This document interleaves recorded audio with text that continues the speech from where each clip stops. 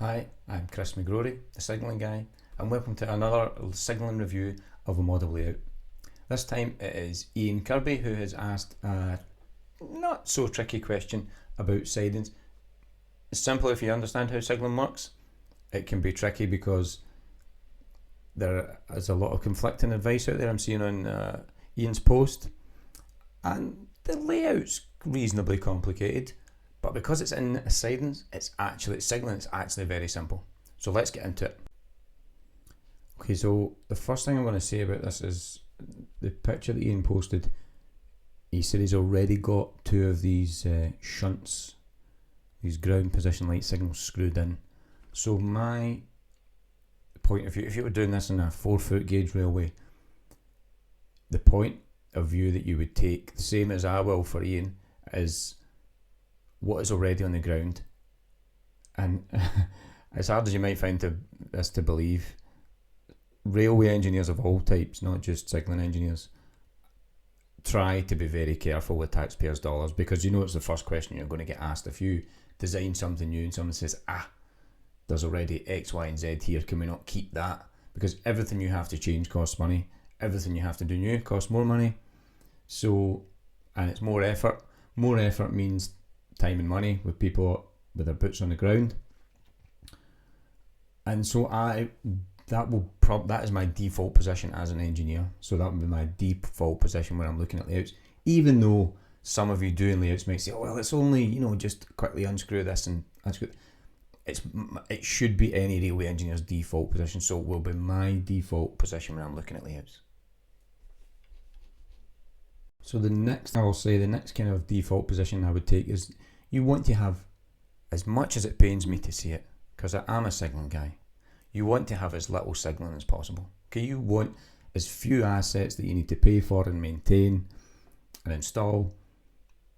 And there's maybe a slight difference in a layout whereby if you have very little signal, it looks maybe there's nothing else that you've got in your layout and you want some kind of background details and you want signalling as a bit of a background detail. But then again, that's expensive too. If you want to put background details, maybe you put some cable trough in or you put some fencing. This is a sidings, it could easily be fenced off. So yeah, another approach generally that will guide what answer I give you to what sort of signalling should I put here is I will always be thinking about the minimum to get by. So if we were looking at this as a blank canvas, then if you look at the closest set of points to the main line, where the DeWalt drill is sitting on over the main, I'm calling that the main lines for now. I can actually see there's quite a few lines there, so they might not be exactly the main lines, but for purposes of the tape, we'll call that onto the main lines. So the closest set of points to the main line, they could have had one shunt signal which would apply to all of these routes exiting this yard or sidings, whatever it's going to be called. I'll call it sidings for now. So exiting the sidings could have it just about looks like there's physical space for it there. Again, you don't want 4mm gauge, 4-foot gauge. You don't want the train hitting your ground signal. It looks like it would have physically fit in there, so that would have been an okay place to put one shunt which applies to all routes exiting the yard.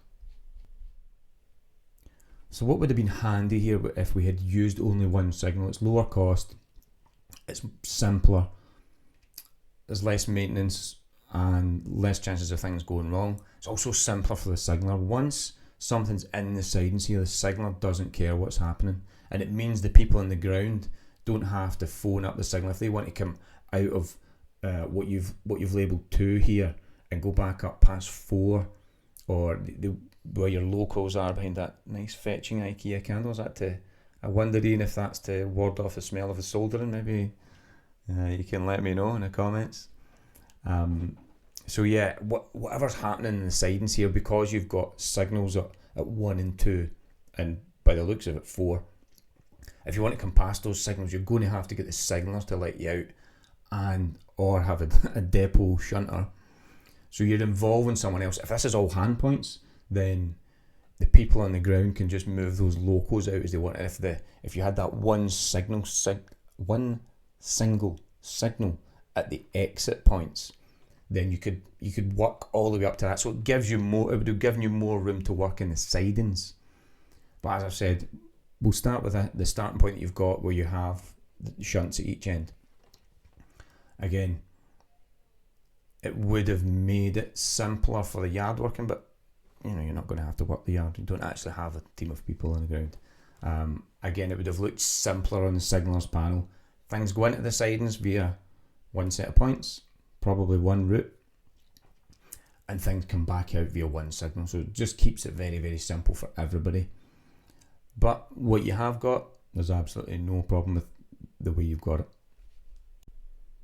So what you have got is fine. I think you've got, for your road that you've labelled 1, you've got a ground position light shunt signal to the driver's left. That's fine for coming out of 1 onto the main line. Same for 2. I think that's fine. You might even find that you could get maybe a loco out of 2 and back into 4 or 1. Maybe a bit tight for 1, but certainly to 4 and 3, which you haven't labelled, but it's between 2 and 4. Right? We'll be safe calling that 3. Again, but to go past these signals in practice in 4 foot, I think you would need to be contacting the signaller. The same will probably apply at 4, and you're going to want another shunt. I don't think you mentioned it in your post, but so you've got 1 and 1 and 2 and 4, but yeah, you do need another one in 3 to get you out onto that main, because you've got access there to the main line, so you have to have that has to be controlled somehow. Yeah, as I said, it could have been at the last set of points, but you've gone for each road's got one, so that's fine. That's fine. You've got set up. See some comments on your post trying to help out, and there were various shades of advice and guesswork and practice. I think one of the chaps was maybe from Australia, and he said that because you're coming out onto the main line, you need a main signal. Now, that's not the case in the UK, and you've probably seen enough just from travelling up and down the railway yourself to know that you've seen a siding somewhere with a shunt out of it. So that's correct. You can shunt out of a siding onto a main line in the UK. I'll try and remember the textbook, rule book meaning of a shunt, so that if a driver sees a shunt signal, the meaning of that is proceed ahead as far as the line is clear and be prepared to stop short of any obstruction. So let's say instead of your DeWalt drill here, we had an occupied platform. So this shunt you're shunting road 1 can come off, and it means the driver proceed ahead as far as the line is clear, stopping short of any obstruction. So I'm not telling you that the whole line ahead is clear, like a main aspect tells you. We can debate that later, but roughly speaking, we are saying that the line ahead is blocked in some way, but you can proceed from this point, and as a driver, you know that you're shunting somewhere, or you're changing ends, or you know that you're not heading 10 miles in the direction that this shunt is giving you, okay? But the important bit about it is that you have to be prepared to stop short of any obstruction. So that means the driver is under orders to control their speed. Now, we know what train braking is like. Train braking, compared to car braking, is double, treble, more than sometimes 10 times the distance, at the higher speeds. So what this means in practice is that if you have a shunt leaving that siding, your driver, and obviously as a signalling engineer you speak to drivers about things, it means that they're probably not going to do any more than 5 miles an hour. Now, looking at your setup, I can see a passenger carriage next to the DeWalt there. So this kind of looks like it bypasses a station. So it doesn't look like this is your up and down fast that your trains are coming out onto here. So it looks to me a reasonable proposition that if something is coming out of this number 1 siding at 5 miles an hour up until it finds a main signal somewhere to give it a new instruction or a place to turn back, that seems like it was okay. If this was coming out, if this was across a crossover on between an up and down fast, you would want a main signal, because a main signal then means scoot off, get across as quick as you can. Again, I'm paraphrasing. Don't be too angry at me in the comments. So a shunt leaving onto a main line just means that you're going a bit slower. And it looks like, Ian, your railway looks like it's going to be okay to cope with that. So your bit of shunting here, you've got enough railway for all your other operations, your mainline passenger operations, maybe some freights trickling about. It looks like your railway is big enough to handle coming out of those sidings at 5 miles an hour. Obviously, what you've got to think about is what other trains would be coming out. Is there a space in my type? Is this a depot? Is this all the trains in at night and all the trains out in the morning? If so, your full passenger service isn't up to speed then.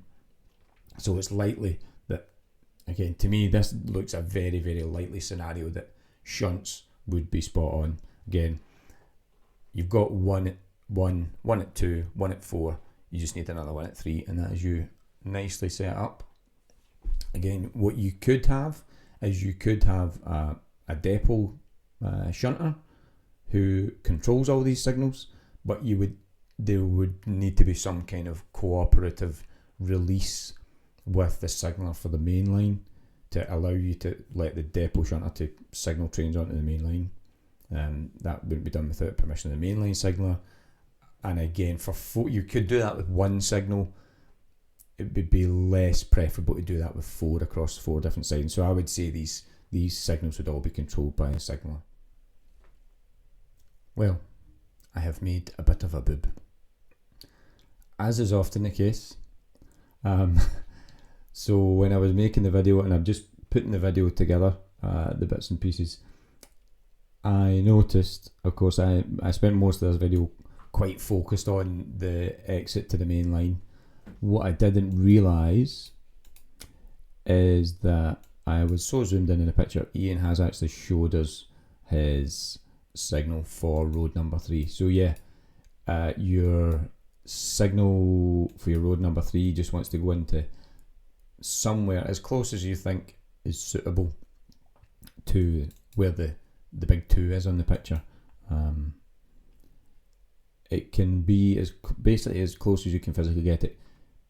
Shunt signals, because they are, if you think about the envelope of a train or the outline of a train, your shunt signals can be a little bit closer than mainline signals, because your main signal's up where the body is wider, it's up at the body of the cab, so it has to be further out as your train passes your shunts, your ground position shunts, as long as they're ground mounted and not mounted on a post, which is not uncommon.